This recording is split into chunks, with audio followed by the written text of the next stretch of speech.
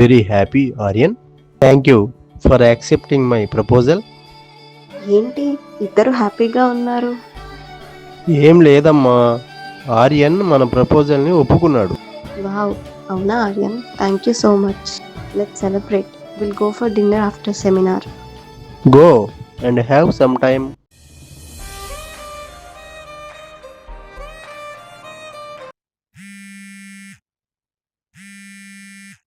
ఎవరు? అంత important call ఏం కాదు.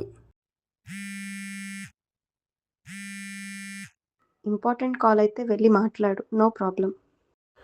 నేను బిజీగా ఉన్నా రియా, ఊరికే కాల్స్ చేయకు. నాకు నీతో మాట్లాడేంత టైం లేదు. నువ్వు చాలా మారిపోయావు ఆర్యన్. ఎప్పుడు నీకు నీ తెలుపనిది, ఇకపై ఎవరికి తెలియనిది, మనసే ఈజ్ ఎవ్రీథింగ్ ఓకే? ఎస్. పోయగలదా జీవితాంతం. ఏమైంది రియా, ఎందుకు ఏడుస్తున్నావు?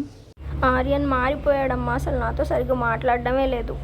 సరే సరే ఏడవకు తల్లి, బిజీగానే ఉన్నాడేమోలే, ఫ్రీ అయ్యాక తనే చేస్తాడు.